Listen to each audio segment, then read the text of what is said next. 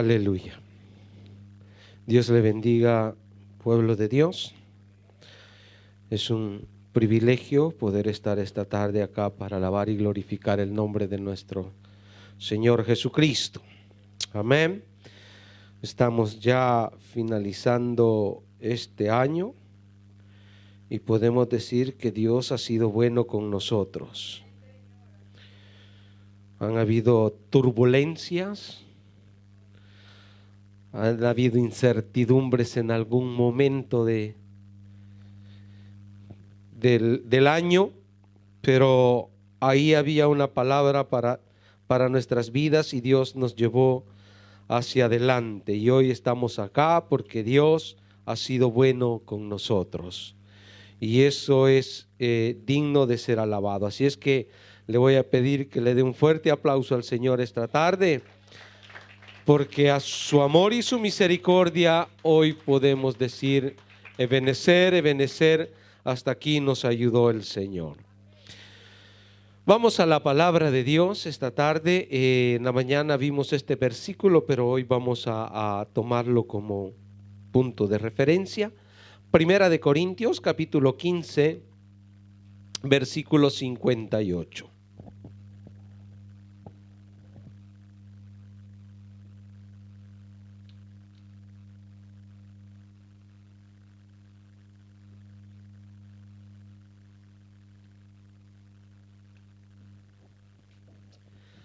Primera de Corintios, capítulo 15, versículo 58.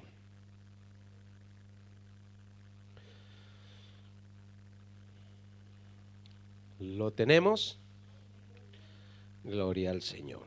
Le damos lectura a su palabra en el nombre del Padre, del Hijo y de su Santo Espíritu, y dice: así que, hermanos míos, amados, estad firmes y constante, creciendo en la obra del Señor siempre, sabiendo que vuestro trabajo en el Señor no es en vano. Tome asiento.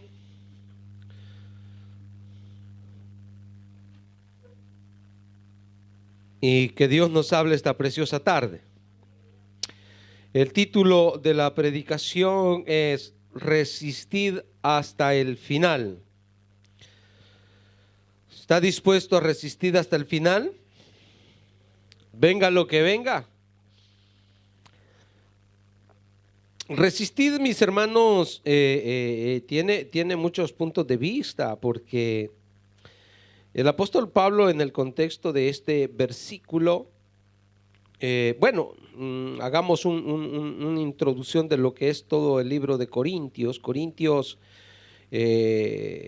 lo podríamos dividir en ciertos temas importantes que Pablo tocó con respecto a las circunstancias que vivían los corintios. Por ejemplo, al inicio de Corintios habla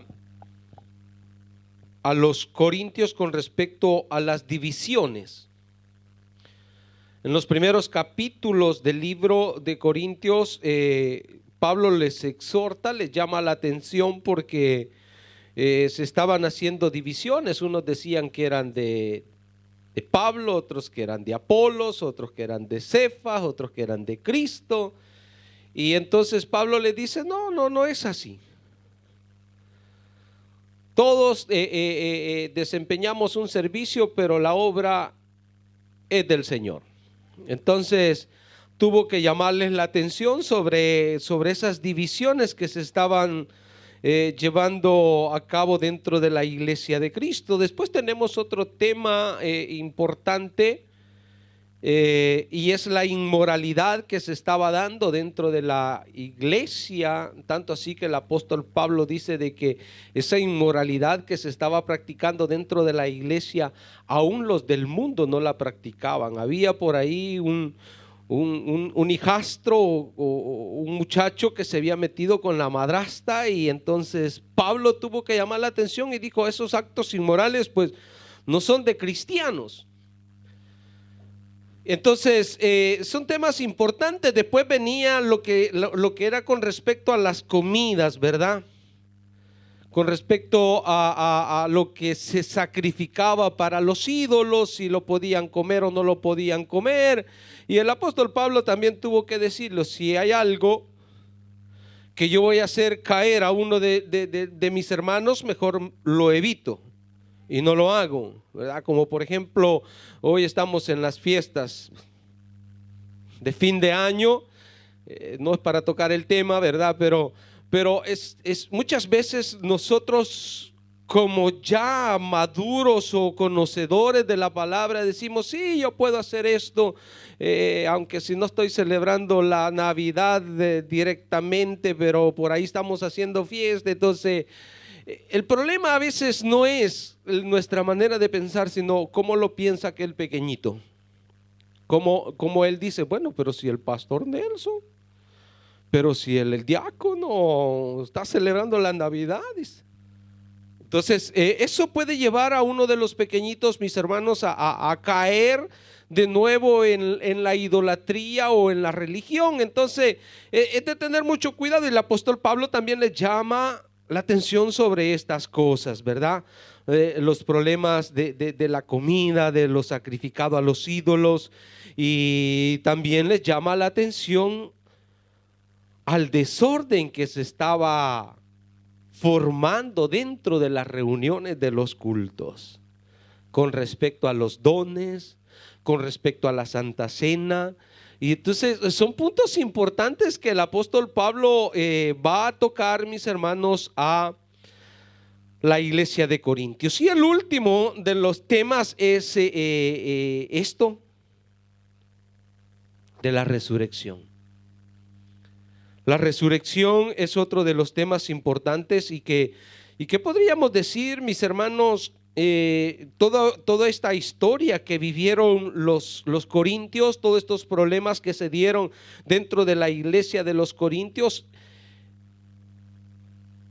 ha sido muy útil en el pasar de los años para nosotros, para la iglesia de hoy. Como decía la palabra en la mañana, las cosas que se escribieron en el antiguo tiempo para nosotros se escribieron. No sé si a usted le ha pasado, pero muchas veces en nuestro percurso o en nuestro caminar en las cosas del Señor nos pasan unas experiencias o vivimos unos momentos difíciles y decimos: ¿por qué a mí, Señor? ¿Por qué a mí me sucede esto? Que como el caso de Job, ¿no? Job era íntegro delante de Dios. Pero esas cosas suceden, mis hermanos, porque tarde o temprano usted se va a encontrar con una persona que tiene que darle un consejo, tiene que darle una palabra de fortaleza, tiene que ayudarle a salir de esa situación. ¿Y qué más si nosotros hemos sido testimonios, testigos o hemos vivido esas experiencias? Entonces eso es más lindo, poderle decir a un hermano: oye, tú estás viviendo esta situación, mira, yo te digo que te levantes porque yo ya lo viví. Yo ya pasé por ahí y te puedo decir que pude ver la gloria de Dios. No desmaye tu fe, levántate, sigue varón, sigue mujer. ¿Por qué? Porque ya vivimos nosotros esa experiencia y eso nos ayuda a fortalecernos como iglesia. Entonces hay cosas que podríamos hoy estar pensando: qué malos eran los de Corintios, ¿no? Qué iglesia más rebelde, qué problema le dio a Pablo todo eso. Pero al final, mis hermanos, sirve para poder doctrinar la iglesia en estos tiempos, porque hay momentos que la iglesia necesita hablar de ciertos puntos. ¿Y dónde vamos a ir? A tal libro. ¿Dónde vamos a ir? A tal iglesia. ¿A dónde vamos a ir? A lo que se escribió con respecto a esto. Y eso es muy importante. Por eso es que el apóstol Pablo toca esta parte de la resurrección igualmente como lo tocó para los de Tesalonicenses, aunque con un contexto un poco más diferente, ¿verdad? Pero es importante que hoy el Señor hable a nuestras vidas. Entonces Pablo hace una declaración muy fuerte a los corintios, y que nosotros hoy en este tiempo pues no debemos dejarnos llevar por las falsas doctrinas que se levantan o por lo que la gente puede estar pensando allá afuera, porque hay mucha gente que no cree, mis hermanos, en la resurrección. ¿No es así?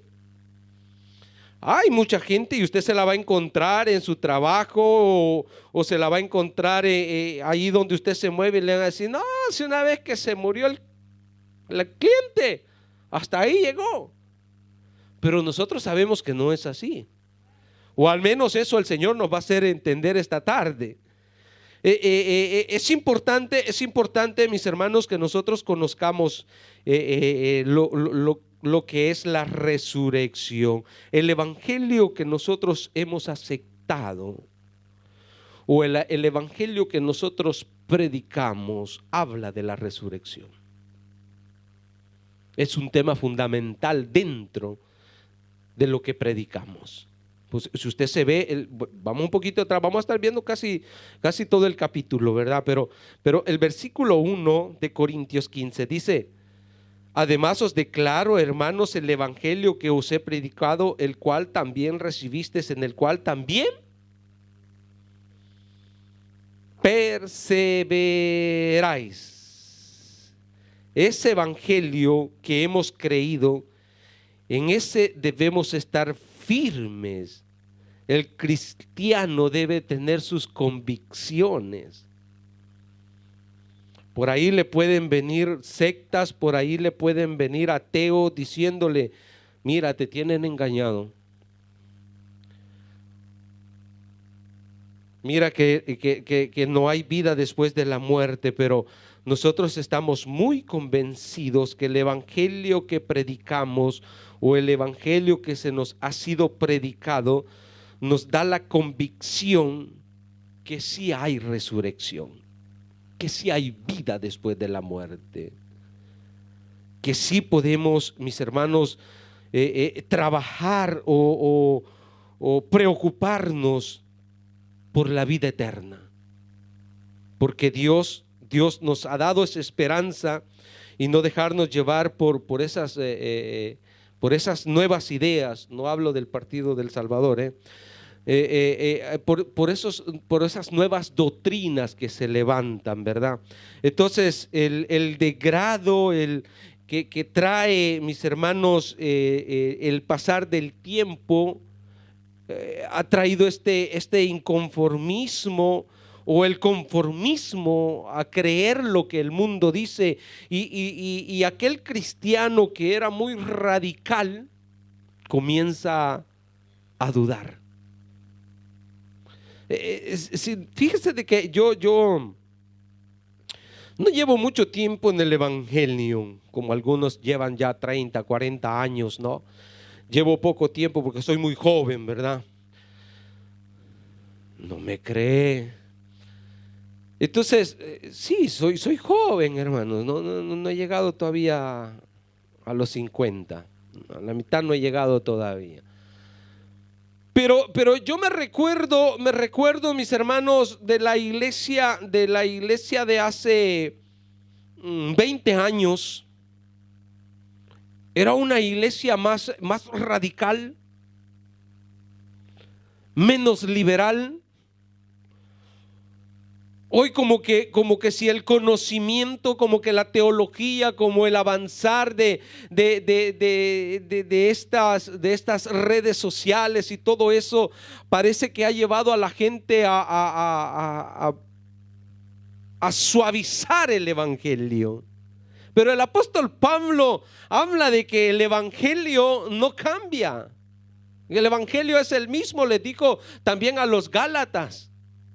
Pero que por ahí se andaba ya predicando otro evangelio. Pero nosotros no debemos de acomodarnos, mis hermanos, como el mundo piensa. Nosotros tenemos que tener siempre esa sana doctrina, esa sana enseñanza de lo que la palabra de Dios nos da, porque el fundamento de nuestro evangelio es la palabra de Dios. O sea, todo comentario, todo pensamiento de hombre, todo consejo de hombre puede ser útil o puede ser desechado, pero para ser desechado o para ser útil, tiene que pasar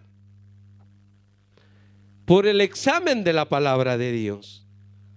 Entonces es importante, como lo dice el versículo 2, siempre de ese mismo capítulo, dice: por el cual asimismo, si retenéis la palabra que os he predicado, sois salvos; si no, creísteis en vano. O sea, todo consejo, toda enseñanza, toda predicación debe de estar basado, fundamentado en la palabra de Dios. Entonces, esos puntos de vista diferentes, humanos, no deben de cambiar el contexto, no deben de cambiar la rectitud. Versículo 3, ¿qué dice? Porque primeramente os he enseñado lo que asimismo, ¿de quién lo había recibido Pablo? Directamente de Cristo, que Cristo murió por nuestros pecados conforme a las Escrituras. O sea, Pablo está diciendo: lo que yo les he enseñado, lo que yo les he instruido, ha sido lo que se me ha sido instruido a mí, pero conforme ¿a qué? A la Escritura, a lo que había sido escrito por el Señor, por Dios en el antiguo tiempo. Los profetas que escribieron eran lo que iba a suceder cuando nuestro Señor Jesucristo viniera a la tierra. Entonces dice: el Señor me instruyó y me hizo ver que eso ya estaba escrito, que tenía que suceder a su debido tiempo, y eso yo les he enseñado a ustedes. Entonces no debe de ser cambiado ese tema, debe de permanecer como fue instruido, hablando de la resurrección. Que por ahí se levanten, como le dije, personas ateas que no creen, o personas con doctrinas equivocadas. Será problema de ellos, pero yo tengo la palabra de Dios que me afirma y me confirma que hay resurrección para todos. Que después viene dividida, es otro punto de vista. Es otra situación que tendríamos que preocuparnos. Hermanos, fíjese de que, hablando de esta resurrección, cuando Jesús resucitó, aún entre los mismos discípulos hubo duda que había resucitado. ¿Qué dijo Tomás? Si yo no meto el dedo, a mí no me vengan con ese cuento.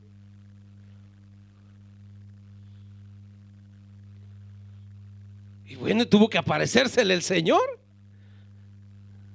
Mete el dedo para que te convenzas. Y estamos hablando, hermanos, de un discípulo de Jesús. Y ahora en estos tiempos, ¿cuánta gente duda de la resurrección? Sigamos leyendo. Vea lo que dice del 4 al 7. Y que fue sepultado y que resucitó al tercer día, conforme ¿a qué? A las Escrituras. Y que apareció ¿a quién? A Cefas, y después a los 12. Ellos testificaron que habían visto a Cristo resucitado y que había estado con ellos. Ellos escribieron mucho con respecto a la resurrección de Jesús. Y después dice, apareció a más de, por si al caso, ¿no? Por si al caso les apareció a más de 500 hermanos a la vez. O sea, juntos. Estaban ahí y apareció Jesús, de los cuales muchos, dice el apóstol Pablo, aún viven aún, y otros ya duermen, o sea, ya habían muerto. Después dice, apareció a Jacobo, después a todos los apóstoles, y por último dice, me apareció a mí. Dice, por pura misericordia Dios tuvo misericordia de mí, dice, y se me presentó. ¿Y cuándo se le presentó? Camino a Damasco. Y ahí le cambió su forma de pensar a Pablo. O sea, se dio cuenta Pablo y dijo: ¿qué estoy haciendo? Estoy equivocado en todo lo que yo he pensado hasta acá, todo lo que me ha sido enseñado, instruido. Y ahí el Señor comenzó un trato con él, y hablando siempre de esa resurrección. Eran cosas que tenían que suceder, eran cosas que ya estaban escritas. O sea, esto, mis hermanos, lo encontramos en Isaías capítulo 52, del versículo 13 en adelante, y todo el capítulo 53, creo que sería mucho para que lo leyéramos, porque ahí habla de los padecimientos, del sufrimiento de Jesús, cómo fue entregado, mis hermanos, por su mismo pueblo, padeció y llevó nuestros dolores, nuestros sufrimientos, nuestras enfermedades. ¿Para qué? Para darnos libertad. ¿Para qué? Para darnos sanidad. O sea, todos estos puntos que habla en Isaías del capítulo 52 y todo el capítulo 53, si después usted lo quiere leer en casa, habla de que Jesús, mis hermanos, vino a la tierra a cumplir un plan específico, un plan establecido, un plan ya planificado por Dios para salvar a la humanidad, pero no basado solo en el bienestar terrenal. O sea, hablar del bienestar terrenal, o sea, enfocarnos solo en la sanidad o solo en la libertad o en la prosperidad. No, esas cosas son añadiduras.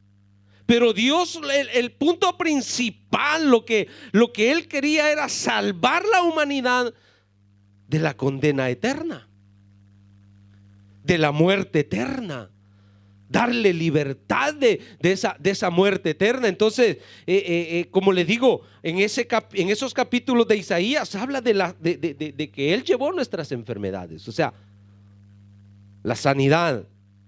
Y esa sanidad viene, mis hermanos, cuando nosotros nos volvemos a Él, aceptamos su sacrificio.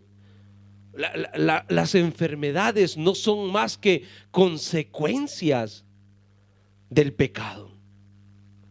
Por haber pecado, por haber nacido en esa naturaleza pecaminosa. Pero para eso vino Jesús. Para eso se escribió de Él, y para eso se estableció en su debido tiempo que Él apareciera acá en la tierra, para darnos libertad. Él pagó el precio, mis hermanos, para romper esas cadenas. Por eso es que hoy nosotros somos libres para poder testificar, para poder exaltar su nombre, y nos gozamos en el Señor, alabamos al Señor. Y no importa que nos digan los aleluya, que nos digan los locos, pero nosotros sabemos que somos libres de proclamar el nombre de Cristo. O sea, yo cómo le podía decir antes al Señor: papito lindo? ¿Cómo yo antes podía expresarme: mi Señor, mi Dios? O sea, mi lengua se enredaba, me daba vergüenza poder expresarme de Dios, alabarle al Señor. Usted fíjese en las personas nuevas que vienen. Nosotros danzamos, gritamos y aplaudimos, levantamos las manos, pero una persona cuando está todavía atada hasta ahí. No canta, no aplaude, no salta, no llora. ¿Por qué? Porque no es sensible a la presencia de Dios. Pero cuando Dios te va haciendo libre, cuando Dios va rompiendo esas cadenas, cuando tú comienzas a vivir el evangelio, entonces comienza a haber vida en ti. Comienza a resucitar en ti ese hombre espiritual muerto que había en ti. Para eso vino Cristo, para darnos vida, y vida en abundancia, acá en la tierra, y también la vida eterna. Entonces la resurrección, mis hermanos, es algo que tenemos que vivir diariamente. Permanecer firmes en ese estilo de vida. Entonces no podemos pensar, mis hermanos, solo en el bienestar. ¿Por qué? Porque como le dije al inicio, esas son añadiduras que vienen por aplicar principios en nuestra vida. Cuando tú vienes a los caminos del Señor, mire,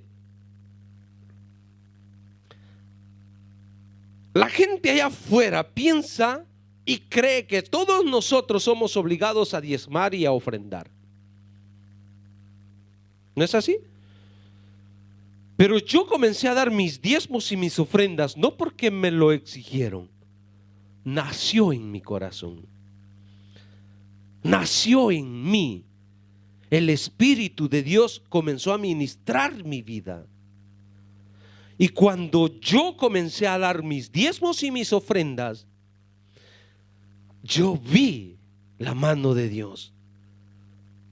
Entonces yo no puedo, mis hermanos, buscar solo lo material, porque yo sé que lo material a mí me va a seguir cuando yo aplico principios que están establecidos en la palabra de Dios. Pero sí, yo debo de buscar la santidad, la integridad con Dios. Porque tarde o temprano nos vamos de esta tierra. Y esto debe de saberlo la iglesia, mis hermanos. No podemos dejar de predicar de la vida eterna, de la vida venidera. No podemos estar, como le dije, fundamentados en los bienestares terrenales. No. Esto no debe de desenfocar nuestra mirada hacia las cosas futuras. O sea, hay una meta final donde yo debo de estar enfocado allá. Lo que venga en el camino, de una o de otra manera, lo voy a pasar. ¿Por qué? Porque yo estoy enfocado al final. Y eso nos va a ayudar, mis hermanos, a permanecer firmes y no estar desenfocado en los problemas de la vida. Hoy vivimos, mis hermanos, en tanta angustia, en tanta desesperación. O sea, los principios de dolores ya se comienzan a ver. Principios. Pero la iglesia no debe de estar preocupada por esos principios. Sabemos que ya están y que tienen que suceder, están escritos en la palabra de Dios. Pero el cristiano está enfocado al encuentro con Cristo, al arrebatamiento de la iglesia. Y para estar enfocado en eso, yo debo de llevar un estilo de vida. Un estilo de vida que no me disturbe las cosas que están alrededor. Eso es lo que nosotros debemos siempre enfocarnos. Todo lo que atienta con mi salvación, todo lo que atenta con mi fe,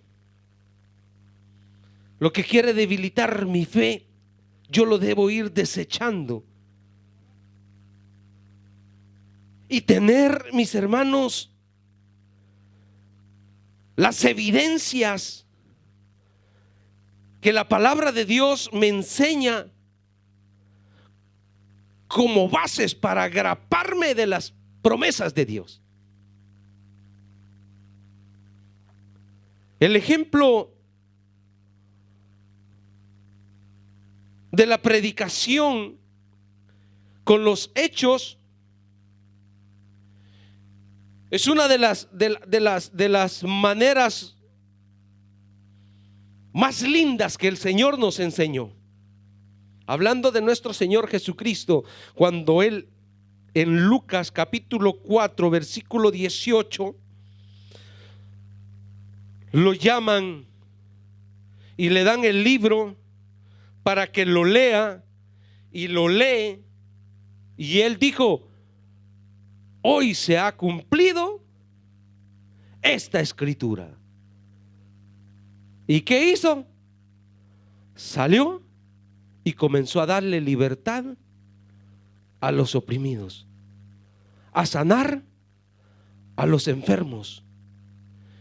Esto es lo más lindo, mis hermanos, que nosotros hayamos experimentado en nuestra vida de cristiano.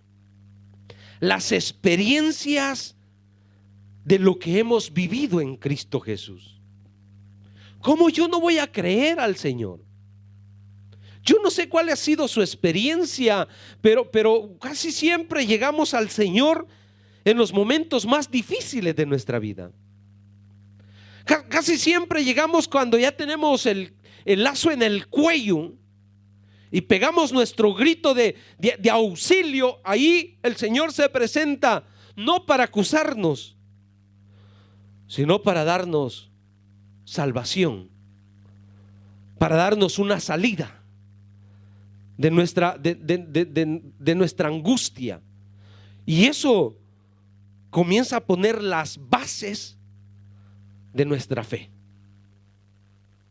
Ay, es lindo, mis hermanos, cuando tú llegas a los pies de Cristo angustiado, desesperado, no ves otra salida, y el Señor te dice: no temas. Como que son, mis hermanos, esa vacuna que te ponen para el COVID, ¿no? Que te inyectan, mis hermanos, el antídoto para tu angustia, para tu preocupación. Y cuando te dice el Señor: no temas, que yo estoy contigo, y de esta yo te saco. Wow. Y no son solo palabras que te da el Señor, sino que son hechos, y te da sosiego, te da paz en tu vida.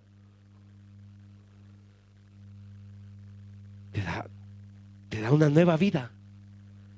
Te da un nuevo sentir. Entonces, la iglesia primitiva siempre predicó, mis hermanos, la vida eterna. Hoy por eso le digo, en estos tiempos ya no se habla en las iglesias, el mensaje ha cambiado. Hoy es un mensaje de motivación, que vas a tener tu casa, vas a tener tu carro, y que las enfermedades no te van a tocar. Ese no fue el mensaje de la iglesia primitiva.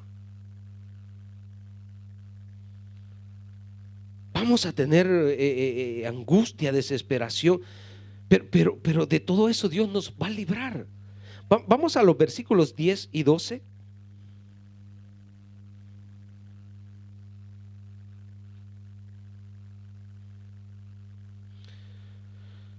Versículo 10 y 12 dice: pero por la gracia de Dios soy lo que soy, dice el apóstol Pablo, y su gracia no ha sido en vano para conmigo. O sea, todo lo que había recibido él de parte del Señor, antes dice: he trabajado más que todos ellos, pero no yo, sino la gracia de Dios conmigo. Porque o sea yo, o sean ellos, así predicamos. y así habéis creído. Pero si se predica de Cristo que resucitó de los muertos, o sea, ese era el mensaje de la iglesia. Lo predicaban uno y lo predicaban otros. Pero ¿cómo nace? Dice, ¿cómo dicen algunos entre vosotros que no hay resurrección de muertos? Ahora, el problema de los corintios era: ¿en qué cuerpo se iba a resucitar? Esa era la preocupación de ellos. ¿En qué cuerpo? ¿Cómo iba a ser esa resurrección? ¿Cuánto tiempo tenían que esperar para que eso sucediera? Tremendo, ¿no? Le dije hasta al 12, ¿no? Pero si se predica de Cristo que resucitó de los muertos, ¿cómo dicen algunos entre vosotros que no hay resurrección de muertos? Veámoslo hasta el 15, dice, porque si no hay resurrección de muertos, ¿dónde quedaba toda la evidencia que nosotros vemos de los 500, de los 12, de Jacobo? ¿Dónde quedaba toda esa evidencia? Dice, y si Cristo no resucitó, vana entonces nuestra.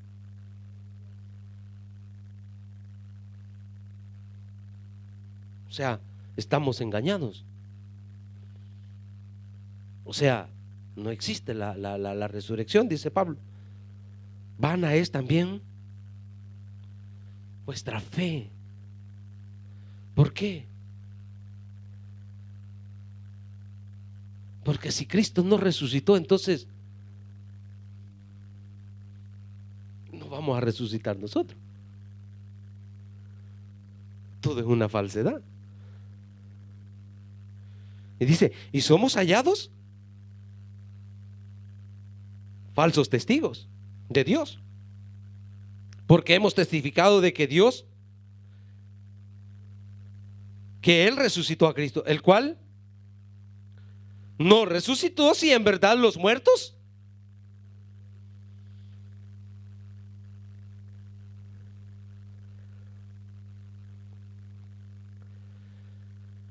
¿Usted cree en la resurrección?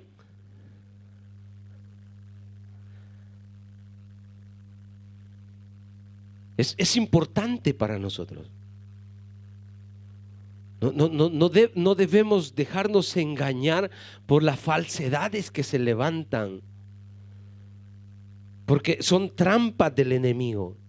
Hacernos creer cosas que no deben de ser creídas, sacarnos de la verdad es su interés.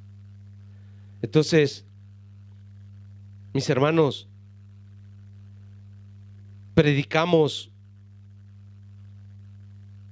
nosotros predicamos de fe para hoy, pero de esperanza en lo porvenir. Y así debe de vivir el cristiano, viviendo con su fe puesta en Cristo hoy, y que al morir yo tengo la esperanza de resucitar. Pero yo vivo esto de vivir, mis hermanos, en fe, porque la fe es para hoy, no es para mañana, o para dentro de un año, es esperanza. Pero la fe es en un continuo diario vivir. Esto es importante, mis hermanos, porque donde yo vivo en fe, vivimos siempre con esa confianza. Esto me tiene que llevar a vivir diariamente un estilo de vida íntegro, porque yo vivo en la fe que el Señor puede venir hoy. No, este es el problema, mis hermanos, que quizás no me estoy dando a entender, pero este es el problema de la iglesia de hoy, porque si usted ve el diario vivir del cristiano, no vive en fe, esperando al Señor, esperando en la vida eterna. Hay muchos cristianos que viven en adulterio, hay muchos cristianos que viven en pecado, hay muchos cristianos, entre comillas, porque si lo viven, entonces no es cristiano. Pero visitan las iglesias y si usted les pregunta qué es, confiesan ser cristianos, pero no llevan un estilo de vida de fe, esperando al Señor. Por eso el tema, estar firme, porque estar firme tiene que ver con mi fe. Tiene que ver con lo que yo vivo a cada minuto, cada hora. ¿Cómo estoy esperando al Señor? Yo tengo que estar esperando al Señor siempre. O sea, un ejemplo así banal, ¿no? Mis padres, nosotros vivíamos en el campo. Mis padres se iban a la ciudad a hacer las compras. Salían a las 8 de la mañana. De lo normal regresaban entre las 11 y las 12. ¿Ok? De las 8 a las 10 de la mañana yo me daba gusto jugando, haciendo desastre, haciendo lo que yo quería, brincando, agarraba. No teníamos corriente, teníamos un radio de batería. Nos era prohibido encender porque ese radio servía para las noticias nada más. Se nos era, o sea, las baterías eran una cosa que se tenían que cuidar. No existían las baterías recargables. Y si existían, ¿y cómo las íbamos a cargar? No teníamos corriente. Entonces no podíamos usar el radio. ¿Qué hacía yo? En esas 2 horas yo lo encendía y oía música y bailaba yo solo. Sabía que mi papá y mi mamá no podían llegar en ese lapso de esas 2 horas. Vean cómo les abro mi corazón y ustedes a mí no me lo abren. Pero de las 10 a las 11 yo tenía que hacer todos los oficios que me habían dejado. De las 11 a las 12 yo ya estaba viendo a qué horas ellos regresaban, esperando mi recompensa. Porque a uno le llevaban el refresco, le llevaban el pan dulce, le llevaban un dulcito, algo le llevaban a uno para el niño que habían dejado en la casa cuidando. Ya después encontraban todos los desastres cuando iban a encender el radio y las baterías descargadas. ¿Y cómo se descargaron? No sé. El cristiano no puede llevar una vida de libertinaje. Debe de vivir en ese tiempo porque los tiempos son cortos. Más ahora, mis hermanos, que la venida del Señor se acerca. ¿Cómo un cristiano puede vivir?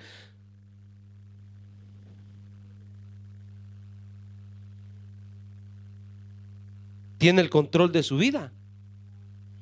O sea, las personas, todas las personas tienen esa mentalidad que vamos a morir de viejos. Si yo le pregunto a ustedes, me van a decir, bueno, yo estoy esperando al Señor, no sé si puede venir mañana. Pero si ya nos ponemos a platicar, no hoy en la tarde con respecto al tema, si nos ponemos a platicar, dice, yo puedo notar que sus planificaciones son hasta que ande con bastoncito. Vamos a llegar a esa edad. Pero no vivimos como si vamos a morir hoy, o como que vamos a morir mañana, o como que el Señor va a venir hoy, o como que el Señor va a venir mañana. Entonces no estamos viviendo con fe y con esperanza las cosas por venir.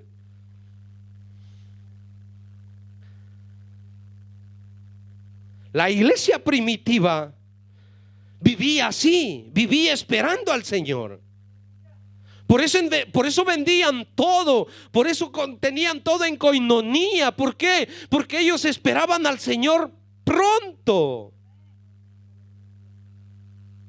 Pronto su venida se acercaba, y ese era el mensaje de ellos.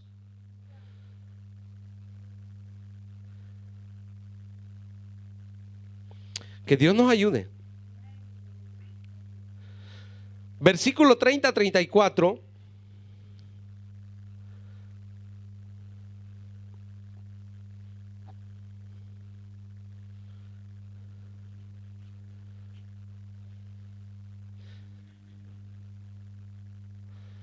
Y porque nosotros peligramos, ¿cuándo dice? A toda hora.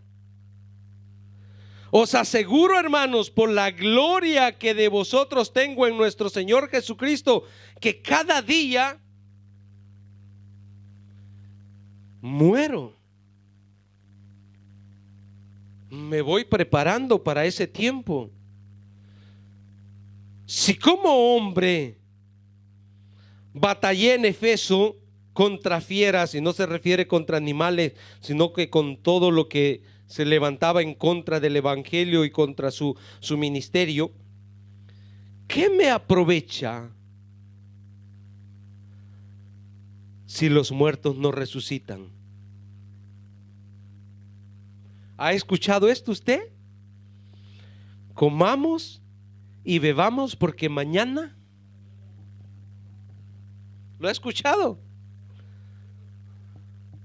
Así dice la gente allá afuera. Comamos y bebamos, hagamos fiesta, porque mañana moriremos. Dice Pablo, ¿de qué me aprovecha? ¿Por qué yo me vivo sacrificando? ¿Por qué yo llevo esta vida de integridad, de servicio al Señor? Porque espero, porque tengo fe, porque tengo las evidencias que Jesús resucitó.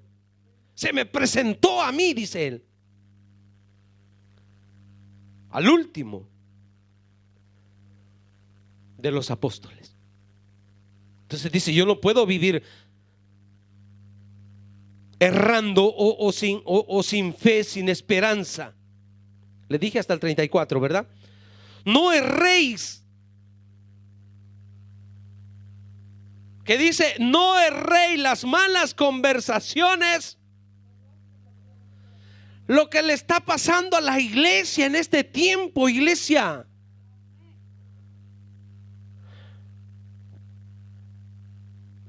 ¿Qué escuchamos? Quizás usted dice, no, pero es que yo no me junto con ellos. Pero ¿qué escucha en las redes sociales?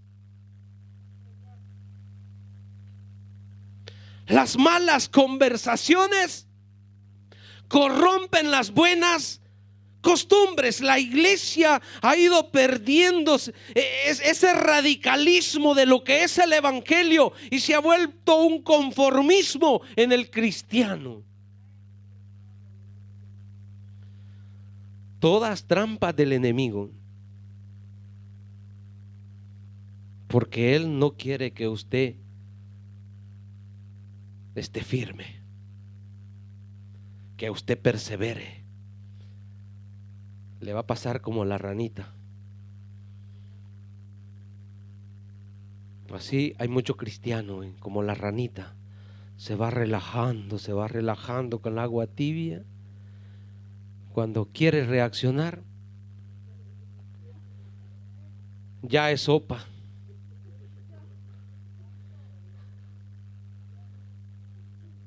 Sí, mi hermano. Debemos examinar nuestro caminar.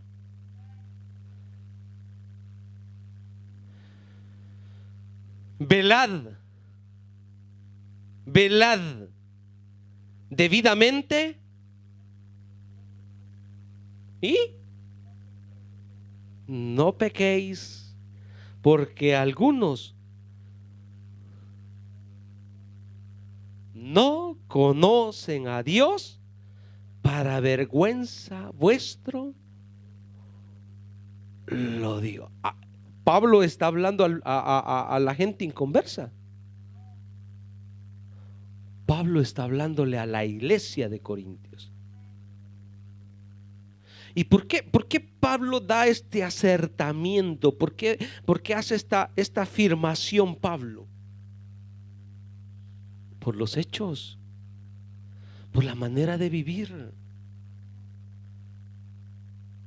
No vivían como se debía de vivir el evangelio.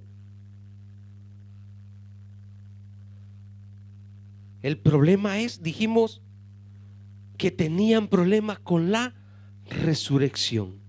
¿Sí? Ese es el punto que está tocando Pablo. Ahora, ¿y si no hay resurrección?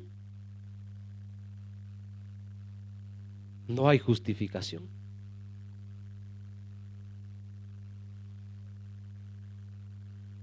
¿O no es así? Vea lo que dice Romanos 4, 23, 25. Ya voy terminando, Romanos 4, 23, 25. Vea cuánto es fundamental, mis hermanos, en que nosotros esperemos ese momento, si es que tenemos que morir. Romanos 4, 23, 25 dice: y no solamente con respecto a él se escribió que le fue contada,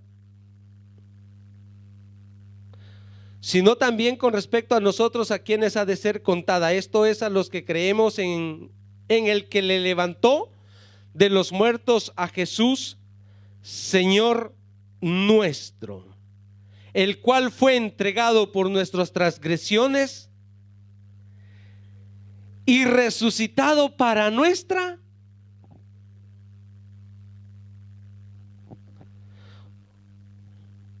Vea qué tremendo, mis hermanos, porque ¿cómo podemos cambiar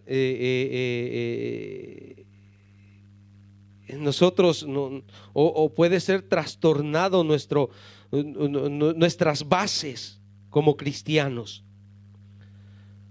Por lo cual también su fe le fue contada por justicia, y no solamente con respecto a él se escribió que le fue contada, sino también con respecto a nosotros, a quienes ha de ser contada. Esto es, a los que creemos que él, que levantó de los muertos a Jesús, Señor nuestro, el cual fue entregado por nuestras transgresiones y resucitado para nuestra. O sea, si él no fue levantado, si él no fue resucitado, entonces nosotros no hemos sido justificados en Cristo Jesús. Pero su resurrección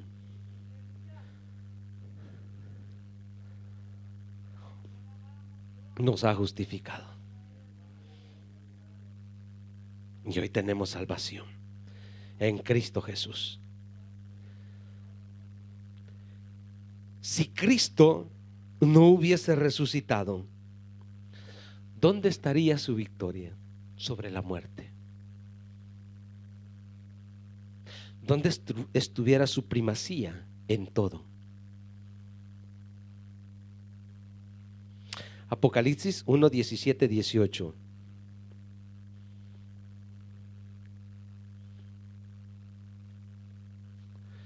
Apocalipsis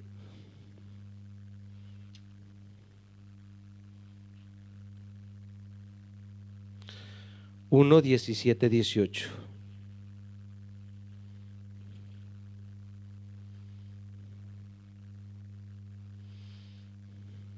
Aquí, ¿quién es?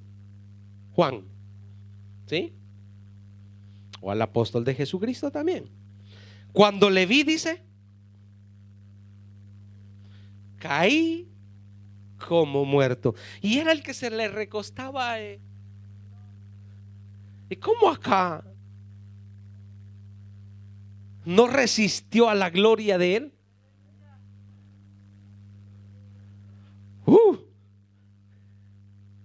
Caí como muerto a sus pies, y él puso su diestra sobre mí, diciéndome: no temas, yo soy el primero y el último, y el que vivo.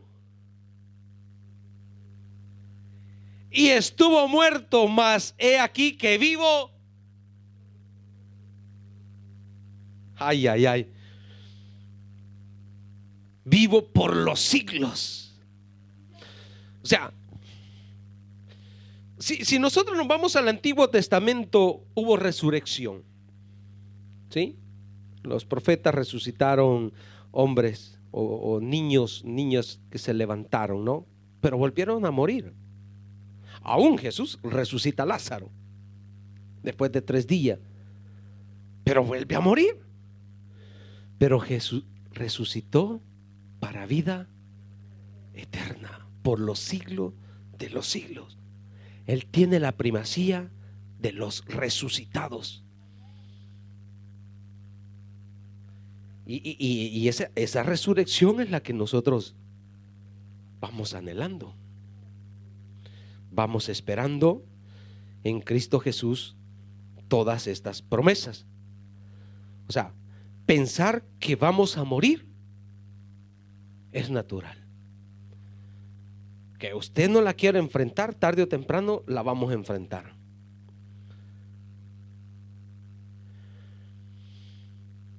Que vamos a resucitar, también vamos a resucitar. Si estamos en Cristo, para vida eterna con Él.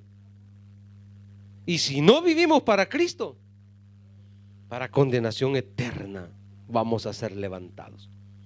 Así es que volvemos a Corintios, versículos 51, 57.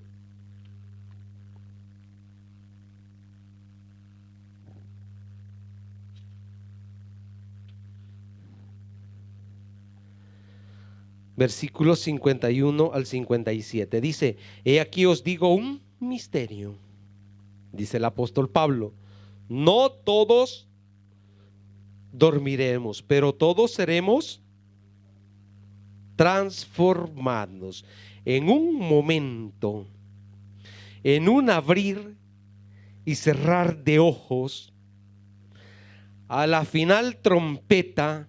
¿De qué está hablando acá? Del arrebatamiento. Porque se tocará la trompeta, y los que no llegaron hasta el arrebatamiento,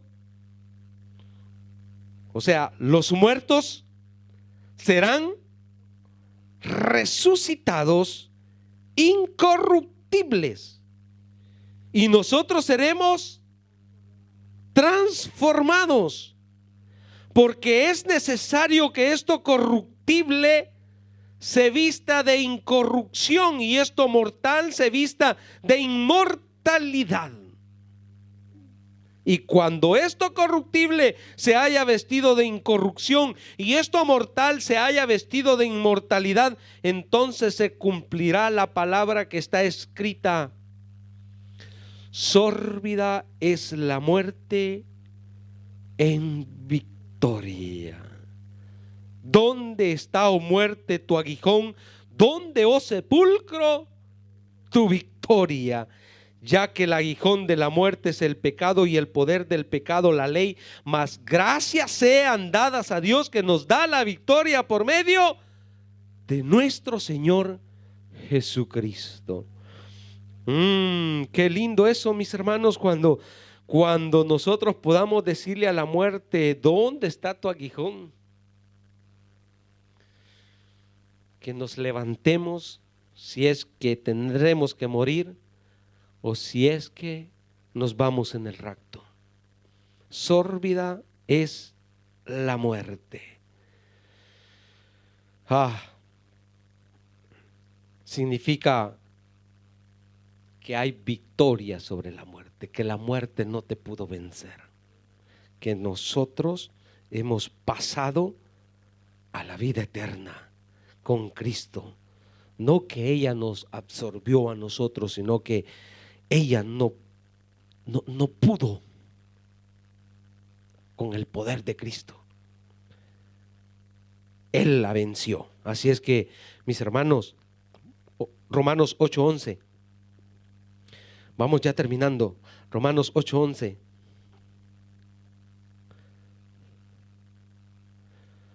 Por eso dices alabanza, ¿no? que la muerte no pudo con él. Él resucitó. Romanos 8:11.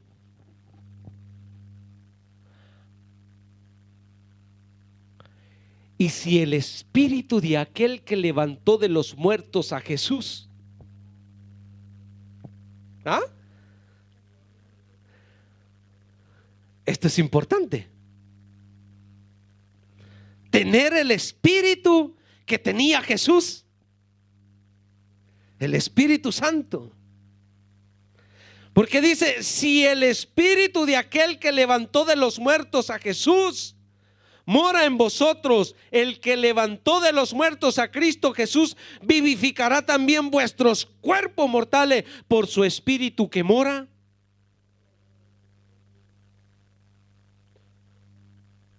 No apaguéis, no entristezcáis al Espíritu Santo. No viváis en pecado, en desobediencia. Vive íntegro para Dios, porque la muerte nos puede sorprender. Hermanos, no tenemos el control de la vida nosotros. La vida es del Señor y nos puede sorprender.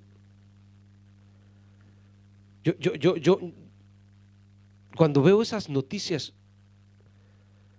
hace poco veía una noticia de acá de Italia, de la parte baja, de una pareja. Esperaban su bebé al 8º mes. Estaban emocionados por su bebé que esperaban. Estaban felices. Ahí estaban los abuelos con ellos y de repente una tubería de gas. ¡Pum!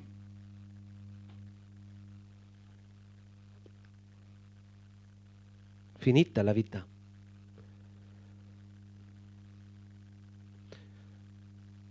Yo una vez fui a visitar unos hermanos por acá, por Villa Pisone, al tercer piano, hace tiempo, y comencé a subir y cada paso que daba le hacían las escalas y voy viendo las escalas con unos postes sosteniéndola y digo, ay Señor, aquí un temblor de 4 grados, 5 grados a medianoche, toda esta gente que vive aquí arriba. Arriesgamos la vida diariamente, hermanos. El enemigo, no se diga, el enemigo anda buscando a quién se lleva. Y no crea que la tiene con los que están en la calle, la tiene con nosotros. A nosotros nos tienen en mira, francos tiradores hay. A ese que está en el púlpito, dice. Por eso me muevo para ahí y para acá.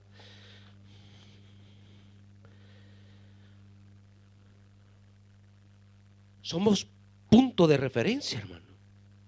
Porque Él sabe que vivimos confiando en nuestro Señor Jesucristo, que nuestra fe no desmaya y que seguimos perseverando porque tenemos la esperanza que un día Cristo vuelve por nosotros. Por eso debemos de estar firmes, por eso debemos de permanecer ahí. El cristiano no puede desmayar. El cristiano no puede salirse de la sana doctrina, mis hermanos.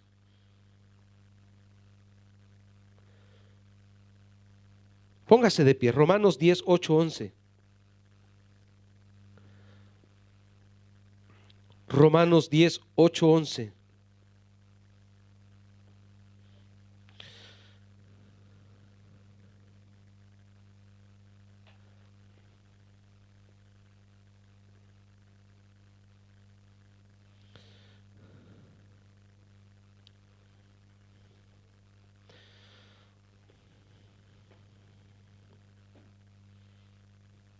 Mas, ¿qué dice? Cerca de ti está la palabra en tu boca y en tu corazón. Esta es la palabra de fe que predicamos, que si confesares con tu boca que Jesús es el Señor y creyeres en tu corazón que Dios le levantó de los muertos, serás salvo. Porque con el corazón se cree para justicia, pero con la boca se confiesa para salvación. Pues la Escritura dice: todo aquel que en él creyere no será avergonzado. Digan lo que digan, no desmaye tu fe, no se debilite. Los procesos que pasas en la vida, Dios no te ha abandonado. Pablo fue un hombre que sufrió en todo su ministerio, pero no desmayó su fe. En cierta ocasión dijo: quisiera ya irme con el Señor, pero me es necesario también seguir predicando la palabra de Dios. Entonces, esta confianza, esta fe y esta esperanza son las que nosotros debemos cuidar diariamente. Que nuestra fe no sea debilitada y que nuestra esperanza no se desenfoque. Nuestra esperanza a la vida eterna. Iglesia, venimos terminando un año de mucha incertidumbre. Muchos problemas han pasado y vamos a entrar a otro año que no conocemos. No sabemos qué nos espera, como lo dijimos hace un año. No sabemos qué nos espera, pero sí sabemos que Dios está con nosotros, que Dios no nos deja solo. Venga lo que venga, aférrate a Dios, agárrate de Él, permanece firme, porque mire cómo está la iglesia. Muchos se han debilitado, muchos han dejado de perseverar, están preocupados por la economía, están enfermos, son muchas las motivaciones. Y después tomar de nuevo el impulso para congregarse no es fácil. Por eso le digo, no se debilite, no se debilite, permanezca firme, fortalezcas en el Señor, que el Señor le va a dar las fuerzas cada día. Cierre sus ojos. Le decimos: Padre, te damos gracias en el nombre poderoso de Jesús.